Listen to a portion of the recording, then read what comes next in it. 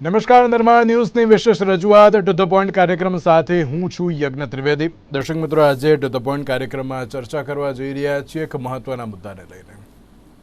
દર્શક મિત્રો, ગઈકાલે જે પ્રમાણે રેપની ઘટના જે અત્યારે હાલ તો બની રહી છે તેને લઈને ચર્ચા કરી હતી, ત્યારે આજે એક ચર્ચા કરવા જઈ રહ્યા છીએ કે અત્યારે બાળકોમાં આપઘાતનું પ્રમાણ વધ્યું છે તેને લઈને. અત્યારે બાળકને એમ કહીને કે ભાઈ તમે ફોન ના યુઝ કરો, તો પછી ક્યાંક તેમને અત્યારે તો માઠું લાગતું હોય છે. તેઓ ક્યાંક એમ સમજતા હોય છે કે ભાઈ કેમ અત્યારે તો અમને ફોન યુઝ કરવાની ના પાડી રહ્યા છે. બીજી બાજુ ટીવી જોવાની ના પાડીએ તો પણ એમ કહેતા હોય છે કે ભાઈ ના, અત્યારે તો કેમ અમને ટીવી જોવાની ના પાડો છો. અને આ માત્ર એક નજીવી બાબત છે, અને નજીવી બાબતમાં આપઘાતની પરિસ્થિતિ સુધી અત્યારે હાલ તો જે બાળકો પહોંચી જતા હોય છે તેને લઈને પણ સવાલ જોવા મળતો હોય છે. કહી શકાય કે જે રીતે રાજકોટના દામજી મેપા પ્લોટની ઘટના સામે આવી છે. વિદ્યાર્થીનીને એના પિતાએ એમ કહ્યું ભાઈ કે ભાઈ તું ટીવી અત્યારે હાલ તો ના જોઈશ, તારું જે હોમવર્ક બાકી હોય એ બધું હોમવર્ક તું કમ્પ્લીટ કરીને એવી રીતે માત્ર વાત ચાલતી હતી, અને ત્યાં જ બાળકીએ આપઘાત કરી લીધો હતો તેવી બાબત સામે આવી છે. આ પહેલાં સુરતની એક ઘટના સામે આવી હતી કે જ્યાં સોશિયલ મીડિયાનો યુઝ કરવાની ના પાડી હતી કે ભાઈ તું સોશિયલ મીડિયા ના યુઝ કર, તારે જે ટાઈમ સ્પેન્ડ તારે ભણવામાં કરવાનો છે એ ત્યાં કર, તો પણ તે બાળકીએ અત્યારે તો આપઘાત કરી લીધો હતો. પછી એની પહેલાં એક એવી ઘટના પણ સામે આવી હતી કે મોબાઈલ ફોન લઈ આપવાની જીદે પણ ક્યાંક આપઘાત જોવા મળ્યો હતો.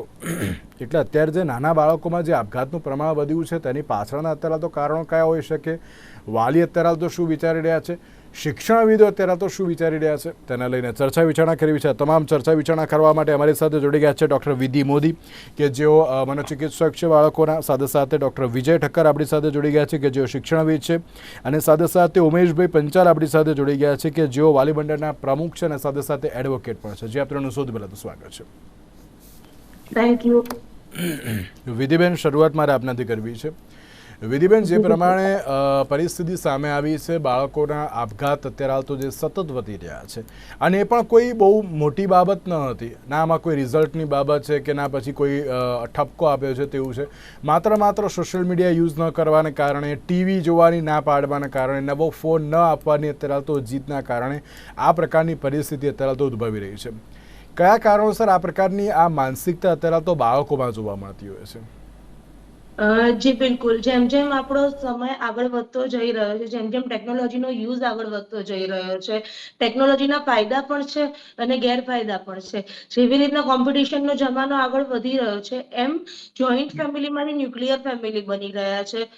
ઘરમાં પહેલા 2 બાળક 4 બાળક હોતા, ફેમિલીમાં જોડે કાકા બાપાનું ફેમિલી ને બધા જોડે રહેતા હતા. ત્યારે અત્યારે પેરેન્ટ્સ અને એક ચાઇલ્ડ એવી રીતના રહેતા હોય છે, એટલે ચાઇલ્ડ ઓવર પેમ્પર્ડ સ્ટેટની અંદર હોય છે. એ લોકોની અંદર સહનશીલતાનો અભાવ હોય છે કે નાની વસ્તુ ઉપર જો પેરેન્ટ્સે ગુસ્સો કર્યો અથવા કોઈકે કહી દીધું તો આવેશમાં આવીને પગલું ભરી લેશે. પહેલા જે આપણે જોઈન્ટ ફેમિલીમાં રહેતા હતા ત્યારે આ બનાવો ઓછા બનતા હતા. પહેલાના ટાઈમે બાળકોની અંદર સહન શક્તિ હોતી હતી, જ્યારે હવે જે પ્રમાણે વાતાવરણ બની રહ્યું છે સહનશક્તિનો અભાવ આવી રહ્યો છે. બીજી વસ્તુ, જે પ્રમાણે અત્યારે મોબાઈલનો, સોશિયલ મીડિયાનો ઉપયોગ વધી રહ્યો છે, પેરેન્ટ્સને પણ સોશિયલ મીડિયા અને મોબાઈલ વગર ચાલતું નથી, જે જોઈને બાળકો શીખતા હોય છે. બીજું, બાળકોના જે મિત્રો હોય સ્કૂલમાં, ટ્યુશનમાં, એ લોકો પણ મોબાઈલનો યુઝ કરતા હોય, એ લોકોનો પણ સોશિયલ મીડિયામાં અકાઉન્ટ હોય છે. પહેલા પણ આપણે ટીવીના માધ્યમ દ્વારા ઘણી વખત ચર્ચા થઈ છે કે જેમ ઓસ્ટ્રેલિયામાં એક નિયમ લાગુ પાડવામાં આવ્યો છે કે સોશિયલ મીડિયા પ્રોફાઇલ માટે એક એજ લિમિટ હોય, જેના વેલિડ ડોક્યુમેન્ટેશન પછી જ એનું રજીસ્ટ્રેશન થઈ શકે. એવી જ રીતના જો અહીંયા પણ સ્ટ્રિક્ટ કરવામાં આવે તો ઘણા બાળકોના સોશિયલ મીડિયા પર પ્રોફાઇલ નથી બની શકતી હોતી. બીજા ફ્રેન્ડ્સ ઓનલાઈન હોય, રીલ્સ મોકલતા હોય, પોસ્ટ કરતા હોય, એ જોઈને બાળકને પણ મન થતું હોય છે. તો આ ઘણા બધા એવા કારણો છે કે જેના લીધે થઈ અને બાળકો આવી પ્રકારની પ્રવૃત્તિની અંદર સંડોવાતા હોય છે.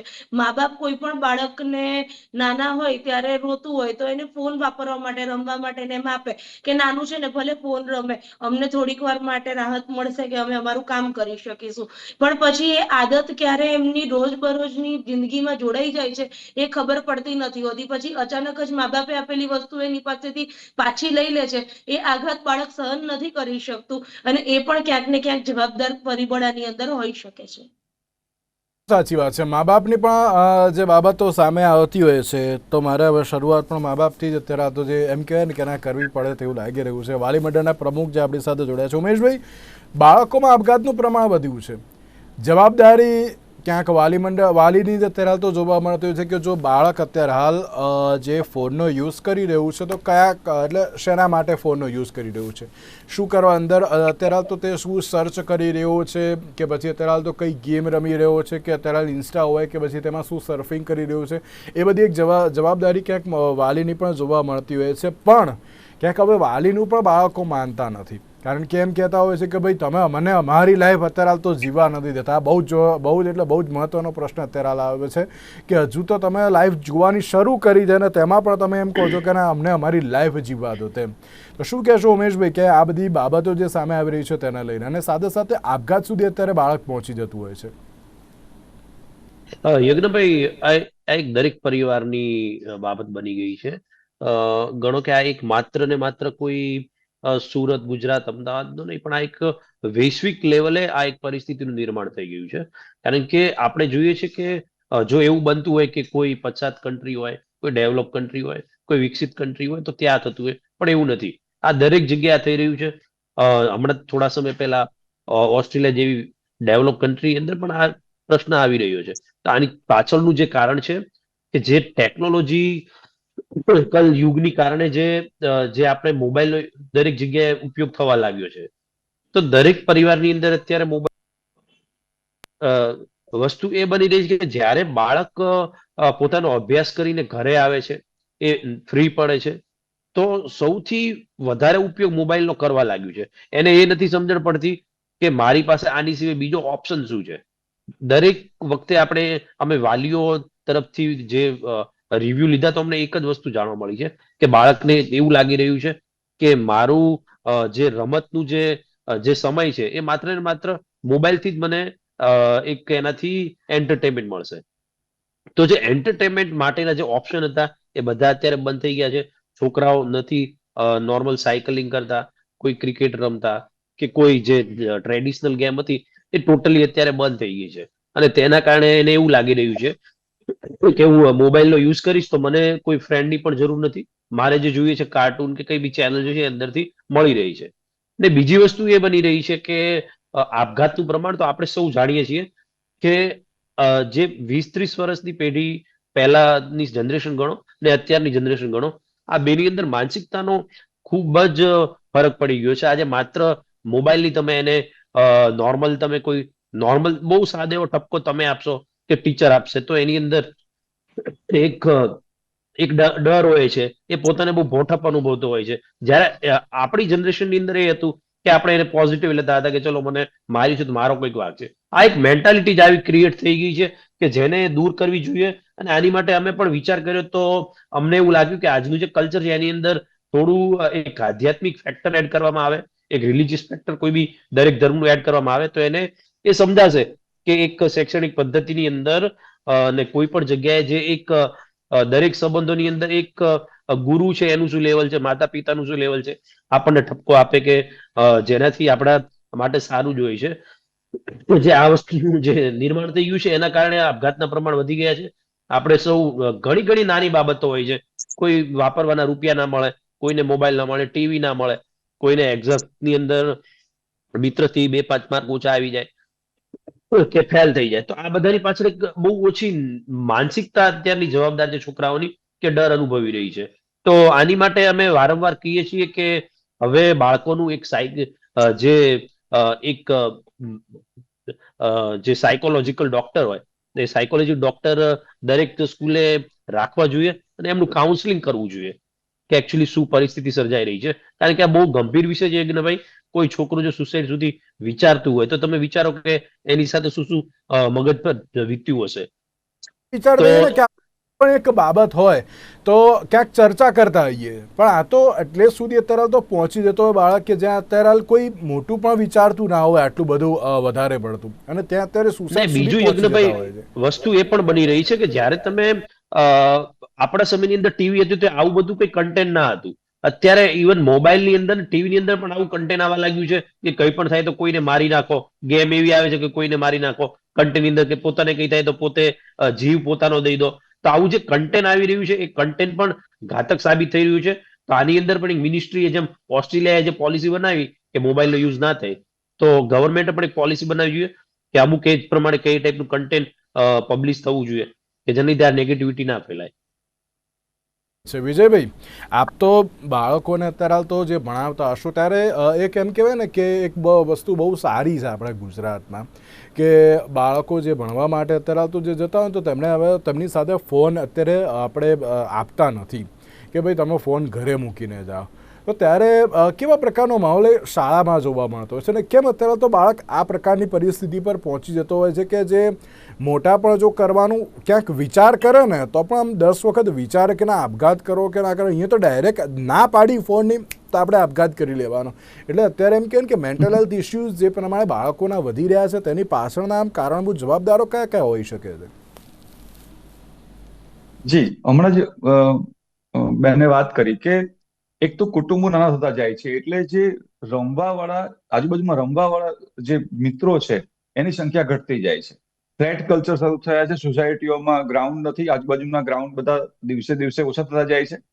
અને એની પાસે આમ હંમેશા કોઈ પણ વ્યક્તિ હોય, મોટા હોય કે નાના હોય, એની પાસે પર્યાપ્ત સાધનોમાંથી એને શેમાં સૌથી વધુ મજા આવે એ કામ એ કરે. એની પાસે જેટલા ઓપ્શન છે એમાંનું સૌથી મજા આવે એવું સાધન એની પાસે અત્યારે મોબાઈલ છે. અને એ મોબાઈલનું એનું આકર્ષણ છે એ સ્વાભાવિક છે.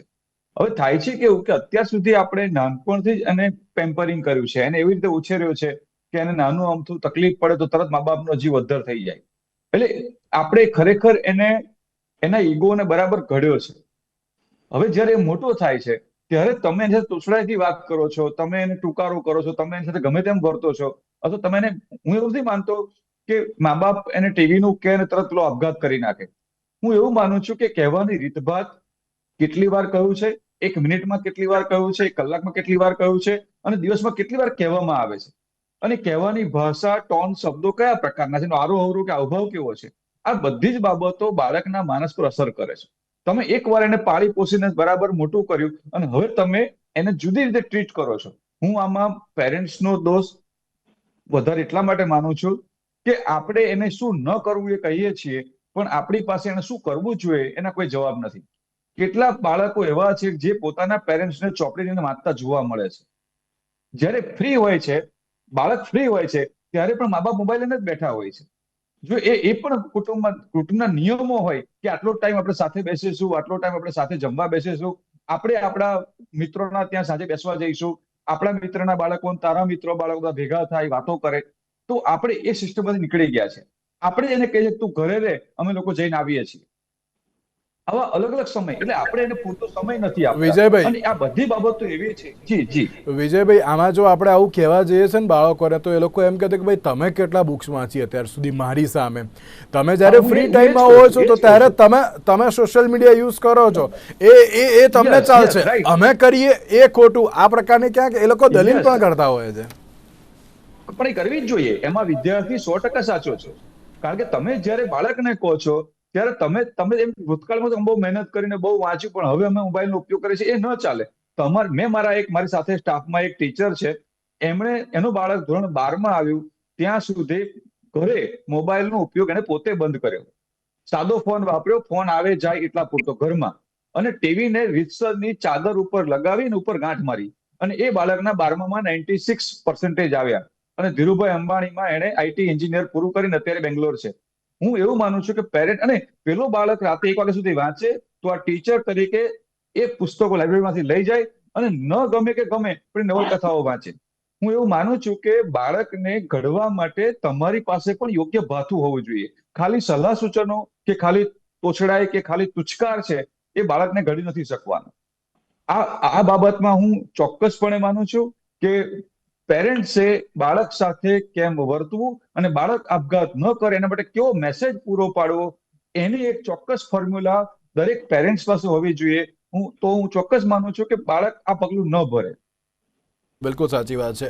વિધિબેન, એક બાબત બહુ સામે આવી છે કે અત્યારના સમયમાં એમ કહેવાય ને કે આપણે બધા જે નાના હતા ત્યારે આપણે છે ને મેન્ટલ હેલ્થ શું ને એ જ ખબર નથી પહેલી વાત તો એમ. આ પેનિક એટેક કે પછી પેલું શું કહેવાય પેલું એન્ઝાયટી, આવું બધું ક્યાં આપણને ખબર જ નથી. કારણ કે આપણે આ બધામાંથી પસાર થયા ને. હા, આપણને પણ ના પાડી હશે, ક્રિકેટ રમવાની ના પાડી હશે, બહાર જવાની ના પાડી હશે, પણ આપણે દરેક લોકો અત્યારે આ પ્રકારની કોઈ સિચ્યુએશનમાં જોવા મળ્યા જ નથી. તો અત્યારે બાળકોમાં જે મેન્ટલ હેલ્થ ઇસ્યુઝ વધી રહ્યા છે, અત્યારે એ લોકો સામેથી કહે છે ભાઈ આ વાત મારી જોડે ના કરો, મારે છે ને મારા હેલ્થ ઇસ્યુઝ બહુ વધી ગયા છે. અરે ભાઈ, આટલી ઉંમરમાં અત્યારે તો તને ખબર કઈ રીતે પડી કે મેન્ટલ હેલ્થ એટલે શું? એમ ખબર એ ના હોય. અત્યારે તમે એમ પૂછો આ મેથ્સનો અમને છે ને સમ આ જે સોલ્વ કરી આપતો એ નહીં આવડતું એમ. હા, એ ખબર હશે કે ના મેન્ટલ હેલ્થ એટલે શું. હા, તમને જો એકાઉન્ટ ડીએક્ટિવેટ થઈ ગયું ઇન્સ્ટાગ્રામ કે ફેસબુકમાં, એને પાછું કેવી રીતે રિકવર કરવું એ અમને ખબર હશે. યુટ્યુબમાં કઈ રીતે વિડીયો શેર કરો એ અમને ખબર હશે. પછી પેલું કહેવાય ને વોટ્સઅપમાં પેલું અમુક શું કહેવાય પેલું, હા પેલું પેલું આર્કાઇવ ચેટ અત્યારે હાલ મૂકવું હોય એ પણ એમને એ આવડતું હશે. પણ આપણે એમ કહીએ કે ભાઈ આ ભણવાનું છે, પછી આ જે પેલું કહે ને કે મેથ્સનો સમ હોય કે પછી કોઈ એન્વાયરમેન્ટને લગતી વાત હોય એ નહીં આવડે. અને જ્યારે આપણે એમ કહીએ ને કે ભાઈ તું આ બુક્સ વાંચવા બેસ, બધું હોય સોશિયલ મીડિયામાં. તમે જોઈ લો, હું ઇન્સ્ટાગ્રામમાં આ જ જોતો હોઉં છું. એટલે ભાઈ તું શું જોવે છે અમને ખબર છે પછી. એટલે અત્યારે કેમ આ મેન્ટલ હેલ્થ ઇસ્યુઝ અત્યારે આ જનરેશનમાં બહુ જ બધા જોવા મળી રહ્યા છે? એની પાછળનું મુખ્ય કારણ, ચલો સોશિયલ મીડિયા તો આપણે સમજી શકીએ છીએ, પછી અન્ય કયું અત્યારે તો કારણ હોઈ શકે છે? જી બિલકુલ, જેમ આપણે વાત કરી, જેવી રીતના ટેકનોલોજીનો જમાનો છે, જેવી રીતના આજના પેરેન્ટ્સ જે ટેકનોલોજીની સાથે ચાલે છે, એવી રીતના બાળકો પણ ટેકનોલોજીની સાથે ચાલે છે. એ લોકોને કેમ ઇન્સ્ટાગ્રામ કે વોટ્સએપ કે એના જે અંદરના ફીચર્સ છે કે કેવી રીતના રિકવર કરવું, કેવી રીતના આર્કાઇવ કરવું, એ બધી ખબર પડે છે. બીકોઝ એની અંદર એ ઇન્ટરેસ્ટ લે છે. જો એ જ વસ્તુ જો એ ભણવામાં ઇન્ટરેસ્ટ લે તો ક્યાંય આગળ વધી શકે એમ છે. તમે કીધું કે મેન્ટલ હેલ્થની આપણા ટાઈમે, એટલે આજથી 15 વર્ષ 20 વર્ષ પહેલાના બાળકોને ખબર નથી પડતી, ત્યારે આટલું સોશિયલ મીડિયાનું હતું પણ નહીં. હવે નાનકડું કોઈ પણ વ્યક્તિને કંઈ પણ ફીલ થાય ને એટલે તરત જ એ લોકો ગૂગલની અંદર સર્ચ મારશે કે મને આવું ફીલ થાય છે, અચ્છા હું ડિપ્રેસ છું, હું ડિપ્રેશનમાં છું. એકચ્યુઅલ ટર્મિનોલોજી ડિપ્રેશન અને એ લોકોને જે ફીલ થાય છે કે અમે ડિપ્રેશનમાં છીએ, એ બંનેમાં જમીન આસમાનનો ફરક હોય છે. બીજું, જે રીતના આપણે સાહેબોએ બી વાત કરી, મેં પણ પહેલા કીધું કે જેવી રીતના પેરેન્ટ્સ ટેકનોલોજીનો યુઝ જેટલો વધુ કરે છે, પેરેન્ટ્સને જેવી રીતના જોવે એવી રીતના જ બાળકો શીખતા હોય છે.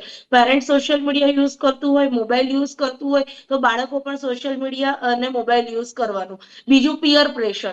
જોડે ભણતા વિદ્યાર્થીઓ પણ જ્યારે હોય ત્યારે ફોનની જ વાત કરતા હોય, જ્યારે હોય ત્યારે સ્નેપચેટ છે, ઇન્સ્ટાગ્રામ છે, વોટ્સએપ છે, જે પણ સોશિયલ મીડિયા ચાલી રહ્યા છે એના વિશે જ ડિટેલમાં ચર્ચા કરતા હોય છે. તો અત્યારે બાળક ભણવા બેસે ને ત્યારે પહેલા સ્નેપ મોકલે.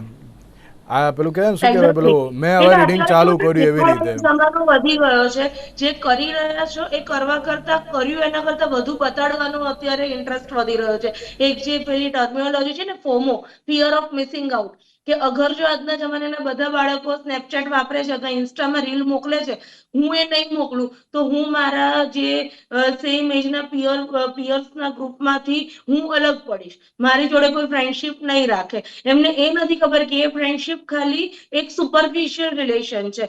ફ્રેન્ડશિપ એટલે તમારી જોડે ભલે બે જ મિત્રો હોય, પણ તમને જરૂર પડે ત્યારે તમારી જોડે આવીને ઉભા રહે એ સાચા મિત્રો. એમને તમારે સાબિતી ના આપવાની હોય કે આ સ્નેપ મોકલે અને આ ફોટા મોકલે. અને અત્યારે જે દેખાડાનો જમાનો ચાલી રહ્યો છે ને, એ યંગસ્ટર્સની અંદર, બાળકોની અંદર ખૂબ જ કોમનલી જોવા મળી રહ્યો છે. જ્યારે આજથી 15-20 વર્ષ પહેલાના બાળકોની વાત કરો ને તો આ વસ્તુ નતું ચાલતું. પેરેન્ટ્સ પણ એ વસ્તુ ફોલો કરે છે, બાળકો પણ એ વસ્તુ ફોલો કરે છે. ફેમિલી નામે કરી રહ્યા છે. આ બધા કારણો ક્યાંક ને ક્યાંક જવાબદાર છે.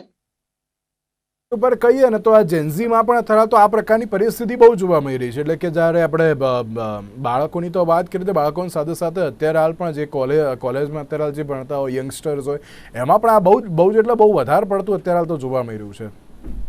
હું એવું કહીશ કે મારી પાસે વિઝિટ કરતા 100% જે યંગસ્ટર, ટીન એજ 15 થી લઈને 25 ની એજના જે આવે છે પેશન્ટ્સ, એમના પેરેન્ટ્સની એ જ કમ્પ્લેન હોય છે કે આખો દિવસ ઇન્સ્ટાગ્રામ જોવે છે, ફેસબુક જોવે છે, સોશિયલ મીડિયા જોવે છે, સ્નેપચેટ જોવે છે. આખો દિવસ એમનો ટાઈમ એમાં નીકળે, જેથી કરીને ભણતરમાં ધ્યાન નથી આપતા. રાત્રે મોડા સુધી 2-3 વાગ્યા સુધી જાગે છે. સવારે 11-12 વાગે, 2 વાગે મોડા ઉઠે છે. પોતાની કેરિયર ઉપર કે કોઈ જ વસ્તુ ઉપર ફોકસ ફોકસ નથી કરતા. સુસાઇડનો તો એક પ્રશ્ન છે જ, પણ સાથે સાથે એમના જે મેન્ટલ હેલ્થ ઉપર અસરો થઈ રહી છે, એના લીધે ફિઝિકલ હેલ્થ, તમારું વેઇટ ગેઇન છે, નાની ઉંમરે ડાયાબિટીસ, બીપી, કોલેસ્ટ્રોલ આવવું, મતલબ વગેરે વગેરે તમારી આખી જે લાઈફસ્ટાઈલ છે જે બદલાઈ રહી છે, જેના લીધે થઈને ખૂબ જ ખરાબ અસરો શારીરિક, માનસિક બધી જ પ્રકારની પડી રહી છે. વાત છે પેલું એમ કહેવાય ને કે હમણાં એક એટલે આ તો પેલું કહેવાય ને આપણે સોશિયલ મીડિયા ઉપર તો વાત કરી હતી, એક રીલ જોઈ હતી મેં પણ હમણાં, કે જેમાં પેલું કહે ને કે પહેલાં આપણે બધાના જે વર્ગ હતા ને, જે મિલેનિયન્સને આપણે જે કહીએ, તો એ લોકોને જ્યારે કોર્પોરેટમાં જોબ આપે તો ત્યારે એ લોકો એમ કે ના અમે ટાઈમ સ્પેન્ડ કરીશું કોર્પોરેટમાં વધારે, એ પ્રમાણે અત્યારે જેન્ઝીસને કહીએ તો કે ના ભાઈ મારો મેન્ટલ હેલ્થ ઇસ્યુઝ છે, તમે આવી રીતે મારી જોડે કામ ના કરાવી શકો ને, એવી બધી બાબતો પણ જોવા મળતી હોય છે. એટલે એમ કહેવાય ને કે ના અત્યારે હાલ જેન્ઝીસ જે છે એ વર્ક પ્રેશર પણ ક્યાંક સહન નથી કરી શકતા, પ્લસ ભણવાની બાબત આવે છે તો ભણવાની બાબતમાં પણ તે લોકો એટલું ધ્યાન નથી આપી શકતા. ઉમેશભાઈ, એ લોકો દરેક વસ્તુ શોર્ટકટ થી જોઈએ છે, ઈઝી વે માં જોઈએ છે કે ઓછી મહેનતે કેમ વધારે મળે. એકચ્યુઅલ જે હાર્ડવર્ક કરવું જોઈએ, જેના માટે ભણવું જોઈએ, કામ કરીને અર્નિંગ મળે, એ નથી જોઈતું. બસ દેખાદેખીમાં આઈફોન લેવો, ફરવા જવું, પોસ્ટ કરવી, આ જ બધી વસ્તુ હોય છે. એના માટે હાર્ડવર્ક કોને કહેવાય એ એટલું નથી સમજાતું. વાત છે, બહુ સાચી વાત છે. અને પેલું બેન પેલી એક બાબત પણ છે ને, મેનિફેસ્ટેશન અત્યારે તો કરવા લાગ્યા છે કે ના ભાઈ મારી જિંદગી આવી હોય તો, એટલે પણ એના માટે મહેનત કરવી પડે પહેલાં, ડાયરેક્ટ અમને ઉપરથી ડાયરેક્ટ બધું અત્યારે તો ના મળે. આ મેનિફેસ્ટેશન જ ક્યાંક વધારે પડતું થોડું બગાડ્યું ને તે પ્રમાણેની પરિસ્થિતિ પણ છે. ઉમેશભાઈ, હવે તો માતા પિતાએ ક્યાંક ધ્યાન રાખવું એ બહુ વધારે પડતું થોડું જરૂરી બની ગયું છે. આપણે જેમ પહેલાં એમ કહેવાય ને કે આપણે બહુ વધારે પડતું સવારે ઊંઘતા હતા ને તો ઘરે બોલે, ભાઈ ઊભો થા, હવે શું કરે છે, કે ઊભી થા, હવે શું કરે છે, ચલો આમ કામ કરો કે આમ કામ કરો. એટલે હવે માતા પિતાએ થોડુંક વધારે ધ્યાન આપવું એ બહુ જરૂરી બની ગયું છે, એવું નથી લાગતું? નહીં યજ્ઞભાઈ, ચોક્કસ સાચી વાત છે. આપણે અત્યાર સુધીની ડિબેટમાં જ્યારે પણ ચર્ચાઓ કરી તો આપણે એક વાલી મંડળ તરફથી ને વાલી તરફથી અમે એવું કહેતા હોઈએ છીએ કે શાળાની જવાબદારી છે કે ગવર્મેન્ટની જવાબદારી છે, પરંતુ આ વિષયની અંદર હું 100% એવું કહેવા માંગીશ કે આ વાલીઓની જવાબદારી છે. કે જેમ ડોક્ટર વિજયે કીધું એ વાત હકીકત છે. આગળ પણ આપણે ડિબેટમાં મેં જણાવ્યું છે કે જ્યારે પોતાના લાઈફની અંદર કોઈ પણ બાળક હોય તો પોતાના ફેમિલી મેમ્બર જે હોય, કે એના ફાધર હોય, દાદા હોય, દાદી હોય કે મમ્મી હોય, એને જે એક રોલ મોડલ ગણીને ચાલતા હોય છે, જે કંઈ પણ કરશે એની કોપીનું એ કરવાની ટ્રાય કરતો હોય છે. એ મોડું ઉઠવાનું હોય, મોબાઈલ જોવાનું હોય, બુક રીડિંગનું હોય, ટીવી જોવાનું હોય, કંઈ પણ એક્ટિવિટી હોય તો એની અંદર એ અનુકરણ કરતું હોય છે. તો 100% આ જવાબદારી વાલીઓએ લેવી જોઈએ. ને જેમ વિજયભાઈએ બહુ જ સારું ઉદાહરણ આપ્યું, એ ઉદાહરણ જ ની રીતે વાલીઓએ પોતાનેથી શરૂઆત કરવી જોઈએ. અત્યારે થઈ એ રહ્યું છે યજ્ઞભાઈ કે વાલી જ્યારે કામના પ્રેશરથી ઘરે આવે છે તો વાલી એવું વિચારે છે કે મેં આખો દિવસ કામ કર્યું તો હું પણ થોડો રિફ્રેશ થઈ જાઉં, હું મોબાઈલનો યુઝ કરું. પછી વાલી ભલે મોબાઈલની અંદર ન્યૂઝ જોતા હોય, પણ બાળકને એ નથી ખબર હોતી કે વાલી શું જોઈ રહ્યા છે. તો આ ખૂબ જ ગંભીર વિષય છે કે વાલીઓએ આ ખૂબ જ જવાબદારીપૂર્વક વિચારવું પડશે કે જ્યારે પણ કોઈ પણ એવી એક્ટિવિટી કરે કે જેનાથી બાળકોની અંદર આવી બધી એક ટેવ પડી જાય છે, તો એમની સામે એવું ના કરવું જોઈએ. અને બાળકોને એક એવો ઓપ્શન આપવો જોઈએ કે ચલો હું રીડિંગ કરું છું, તું રીડિંગ કર. કઈ એમને ના ગમે તો એને અમુક રમતો એવી ટ્રેડિશનલ લાવીને આપવી જોઈએ. જેમ કે આજે વસ્તુ એ બની ગઈ છે કે કલ્ચર જ એવું છે કે એટલા વ્યક્તિઓ જ ભેગા નથી થઈ રહ્યા, તો એવી એક્ટિવિટી આપવી જોઈએ કે જેનાથી એનું માઇન્ડ ડેવલપ થાય. એવી બજારની અંદર ઘણી બધી ગેમ્સ મળી રહી છે. એ ના હોય તો ટીવીની અંદર અમુક સમયે ફેમિલીમાં બેસીને અમુક આધ્યાત્મિક સિરિયલો જોવી જોઈએ, આધ્યાત્મિક કન્ટેન્ટ જોવું જોઈએ. ઘણું બધું ફ્રીની અંદર યુટ્યુબની અંદર મળી રહ્યું છે કે જે ખુદ મેં મારા ઘરની અંદર આ શરૂઆત કરી છે, તારને લીધે મને પણ એક પોઝિટિવિટી ફેમિલીમાં દેખાય છે. તો હું પણ વાલીઓને કહેવા માંગીશ કે દરેક વાલીઓએ જવાબદારી સ્વીકારવી જોઈએ અને પોતાનું શિડ્યુલ જ એવું બનાવવું જોઈએ કે જેનાથી બાળકને ખુદને પણ એવું લાગે કે હું જ્યારે ફ્રી પડું છું તો ફેમિલી સાથે અમારે આ મહાભારત જોવાનો સમય થઈ ગયો છે, રામાયણ જોવાનો સમય થઈ ગયો છે, કે કોઈ પણ એવું કલ્ચર જે રિલેટેડ જે આપણને આધ્યાત્મિક નોલેજ મળે એની અંદર ડાયવર્ટ કરવાનું વાલીએ શરૂ કરવું પડશે. તો એ જરૂર છે. આપણે એમ કહેવાય કે આપણે અત્યાર સુધી કોવિડને બહુ આપણે એમ કહ્યું કે ના આવ્યો ખોટો, આવ્યો ખોટો. હા ખોટો આવ્યો, પણ એક થેન્ક્સ ટુ કોવિડ કે દરેક લોકો ભેગા મળીને જમતા થયા, દરેક લોકો ભેગા મળીને રામાયણ જોતા થયા, જે પ્રમાણે ડીડી ઉપર આપણે જોઈ છે ને, તમે જોઈ હશે કે મેં પણ જોઈ હશે. એ વખતે એ જે શરૂઆત થઈ ને એ ચોક્કસથી બહુ સારી થઈ હોય ને તેવું સ્પષ્ટપણે જોવા મળ્યું છે. વિજયભાઈ, એક છેલ્લો પ્રશ્ન. બાળકોને અત્યારે ભણવામાં પણ ઘણા બધા હર્ડલ્સ આવી રહ્યા છે આ સોશિયલ મીડિયાના કારણે, અને એમ કહેવાય ને કે બધા ટીચર્સ એમ જ કહેતા હોય છે કે સોશિયલ મીડિયાએ તો દાટ વાળ્યો છે.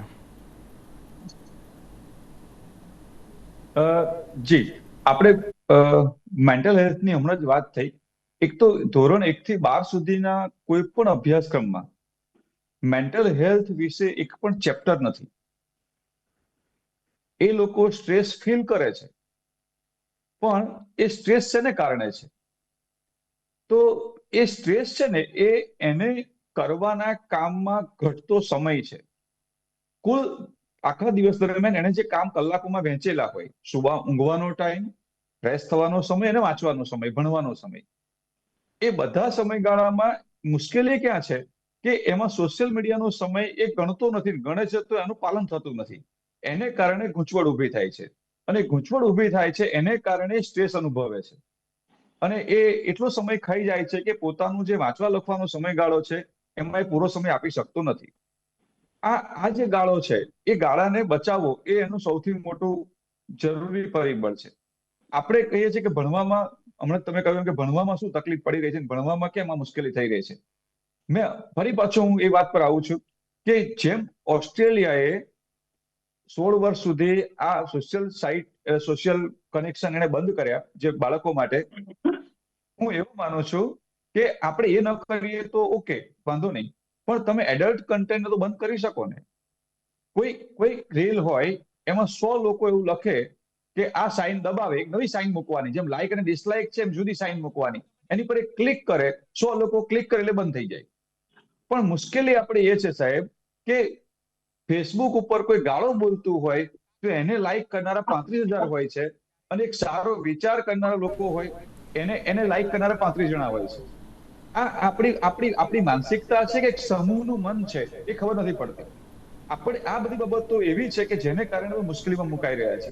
મને સૌથી ન ગમતી પણ ગમતી વાત તમને છેલ્લે મારી કહેવી છે. તમને બ્લુ વેલ ગેમ જ્યારે આવી ત્યારે વિદ્યાર્થીઓ, બાળકો જોઈ અને આપઘાત કરતા હતા. કોઈ પોતાના હાથની નસ કાપતા હતા, કોઈ અગાસીમાંથી કૂદકો મારતા હતા, કોઈ કડો ફાંસો ખાતા હતા. ત્યારે એક આર્ટિકલ આવેલો, એ આર્ટિકલ મેં વાંચ્યો હતો, રીડર ડાયજેસ્ટનો હતો. એમાં એને કહ્યું હતું કે આ બાયોલોજીકલ વેસ્ટ છે. જે બાળકને પોતાના મા બાપ વિશે ખબર નથી, જેને પાલન પોષણ કર્યું એની ખબર નથી, એની ચિંતા નથી, જેને રાષ્ટ્રની ચિંતા નથી, એને ગુજરાતની ચિંતા નથી, જેને પરિવારની ચિંતા નથી, એ માણસ આટલી ગેમ જોઈને મરવા પડે છે. એ માણસ મરવો જ જોઈએ, આવું સ્પષ્ટ લખ્યું હતું. આ ન ગમે તેવી વાત છે, પણ આ બાયોલોજીકલ વેસ્ટ છે, અને આ બાબતનો પણ પ્રચાર થવો જોઈએ, જેથી કરીને આ બાબત મા બાપે શીખવવું જોઈએ. જી. ઓકે વિધિબેન, વિજયભાઈ, ઉમેશભાઈ, આપ ત્રણનો આભાર અમારી સાથે ચર્ચા વિચારણામાં જોડાવા માટે. દર્શક મિત્રો, આપઘાતનું પ્રમાણ તો વધ્યું છે, પણ હવે સોલ્યુશન પણ આપણે જ લાવવું એ બહુ જરૂરી છે. મા બાપે અત્યારે તો એટલું વિચારવું જરૂરી છે, સાથે સાથે શિક્ષકે પણ એટલું વિચારવું જરૂરી છે કે કેમ અત્યારે તો વિદ્યાર્થી ભણી રહ્યો નથી, કે એની પાછળના કારણો શું છે. જો કંઈ કારણ ખબર પડે તો માતા પિતા સાથે વાત કરવી પણ બહુ જરૂરી બને છે. તેની સાથે આજના ટુ ધ પોઈન્ટ કાર્યક્રમમાં રજા આપશો. નમસ્કાર.